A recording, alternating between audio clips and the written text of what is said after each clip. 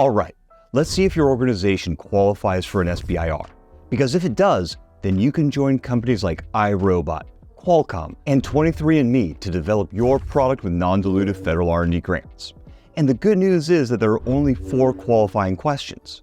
But the bad news is that those 4 qualifying questions were written by logic and communication gremlins known as government lawyers.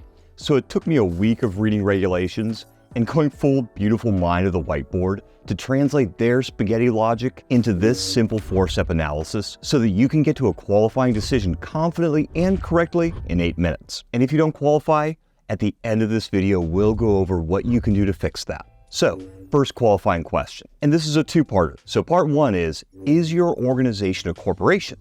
And this should be pretty easy to answer. Just look at your state corporate certificate and see what your organization is registered as. And you can be registered as an LLC, a corporation, a partnership, a joint venture, a sole proprietorship, or some other corporate form. The type doesn't matter. But if you're organized as a city or state government, thanks for everything you do for our communities, but you're out. And if you don't have an organization or are trying to apply as yourself, well, you're out also. But assuming your organization is some kind of corporation, you're good on part 1. So let's move to part 2, which just asks, is your company for profit? Your company can have a social mission, but in the eyes of the IRS and your state, you have to be a for-profit organization. So if you're a nonprofit, you're out. But assuming your organization is a for-profit company, you meet the first requirement. Second criteria, does your company principally operate in the US? And don't overthink it. If you sell a product, do you make and sell that product in the US? If you provide a service, do you mostly provide it in the US? Are your offices, employees, and assets mostly in the US? Are you registered in the US? If you answered yes to all these, then you principally operate in the US. But what if I'm pre-revenue? Well, so long as your future revenue will principally be earned in the US, you're fine. Hell, you might not have even actually started operations yet and not have an office or assets. If that's the case, just look at what you do have and where you work today.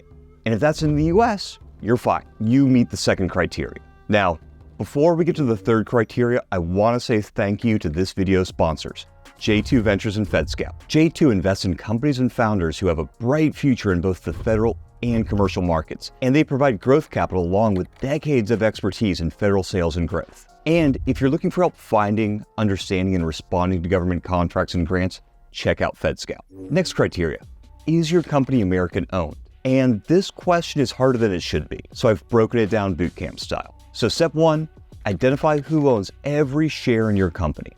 Second, put each owner into one of these groups: American citizens and permanent residents, foreign citizens, small businesses that are themselves more than 50% owned by Americans or permanent resident aliens, large businesses, foreign-owned businesses and investment funds of any size, American investment funds, and universities, nonprofits, government organizations, and frankly, any other type of owner. And if any shares are still owned by the company itself, then don't include those shares.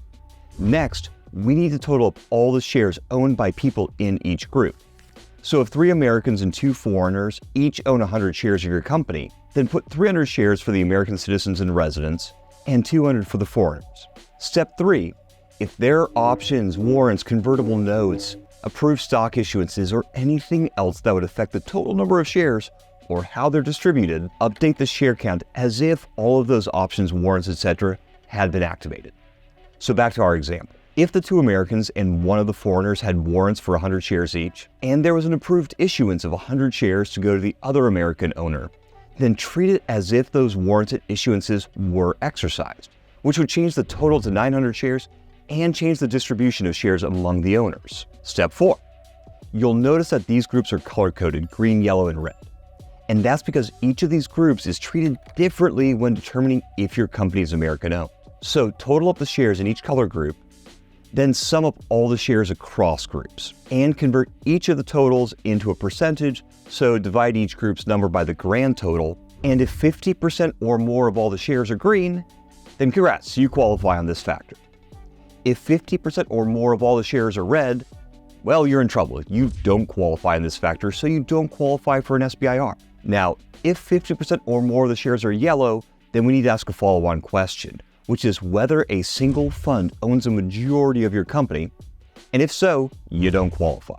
So said differently, if multiple funds together own more than 50% without any one fund individually owning more than 50%, you're semi-qualified. And I say semi-qualified because the SBIR program is still getting comfortable with majority investor-owned companies, and some agencies are cool with it and some aren't. So if you fall into this majority investor-owned category, you'll need to read each SBIR to see if that agency allows majority investor-owned companies to bid on their SBIRs. Now finally, if no color owns a majority, so for example, if the ownership is about a third red, a third yellow, a third green, then you don't qualify.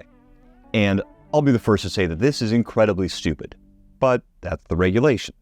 Okay, so that's the theory, but to make your life easier, I built a Google spreadsheet that does all the math for you. You just put in the number of shares owned by each group, and it'll spit out your percentages. Link in the description below. But assuming you're majority green or yellow owned, you meet the third criteria. And final qualifying question, do you have less than 500 employees? And again, this seems like an easy question, but the government math here is complex, so let's break this question down too. Step 1, count your employees, and be sure to include everyone you employed over the last 12 months. Doesn't matter if they were full-time, part-time, or contract employees, include everyone. This includes people from temp agencies, PEOs, or other staffing solutions. However, don't count volunteers that don't receive money or other compensation. Now total all these people up, and that's the number of employees that your company has. But we need to include the employees of companies that your company is closely connected to, which is known as affiliation. And basically, this is to prevent large businesses from using a small business as a Trojan horse to access SBIR dollars. So I appreciate the government's intent here, but there are 7 affiliation tests and they can get a little fiddly. But if you're truly a small business, you should be able to get through all 7 tests in just a few minutes. And if you do find that you're affiliated with another company, just add them to a list. All right, affiliation test 1. List all the people who own more than 40%, sit on the board, or are officers in your company. So for example, let's say there are 4 people that meet this criteria in your company. John owns more than 40%, Alice and Tony are officers, and Jose is a director. Now, for each of those individuals, see if they own more than 40%, sit on the board, or are officers at another company. If so, add that other company to your affiliates list. So for this example, let's say that we find out that John is an officer at another company. So just add the name of that other company to your potential affiliates list. Test 2. For each of these people, list all their spouses, children, siblings, and parents. And if any of those people own more than 40%, sit on the board, or are officers at another company, then add those other companies to your affiliates list. So for this example, we find that John's wife is a director at another company, so you'd add that company to your potential affiliates list.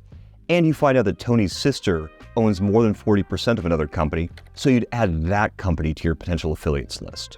Test 3. If another company, not a fund, but another company, owns more than 40% of the equity in your company, add them to the list. Test 4. If a fund owns more than 50% of your company, or has a majority of the board seats, add them to the list. Test 5. If your company's founders were previously senior employees at another company, and they left that company less than a year ago to create this company, and you're in the same industry as that previous company, and you get a lot of support for that original company, list that original company too. Test 6. If you're a joint venture, then list the other company in that joint venture. Test 7. If you're dependent on another company, so if 70% or more of your revenue comes from collaborations with that other company, add them. Actually, there is one more test. If the government thinks that you're unreasonably connected and beholden to another company, or that you're playing games to allow a large to weasel their way into the SBIR program, they can invoke the ostensible subcontractor rule, or the totality of the circumstances rule, and find that you're affiliated. But if you're not skirting the rules, you don't have anything to worry about on this test. And now we have our affiliates list. And if your list is empty, then your employee count is just your employees from that first part of this test. But if there are companies on your affiliates list, see how many employees each of those companies have. And that sum is your total employee number for the purposes of this test. And if you're below 500, you qualify on this criteria also. And if you met all 4 of the criteria, then you qualify for an SBIR. But What can you do if you didn't meet one or more of these criteria? First, if your organization is not a for-profit company, or if you're trying to apply as an individual, well, create a for-profit company. In most states, you can have a new company incorporated in about an hour and for less than $100. Next, if you have a foreign company, call a lawyer and a friend in the US and create a US company and make the foreign company a 49% owner. Next, if you're running afoul of the ownership requirements, consider shifting ownership to get a majority in the green or the yellow. And if you're on the edge or over the 500 employee limit, talk to your HR department and see if they can do some tricky HR math to bring down the number of employees you have. And talk to a lawyer to see if you can remove any of the companies from your potential affiliates list. So now that you know whether you can apply for an SBIR, now it's time to figure out whether you should apply. So for SBIR basics like timelines, funding amounts, chances of winning, and a lot more, check out the video on the left. And to listen to an interview with a founder that used SBIRs to turn their graduate research into a product and a company, check out our interview on the right.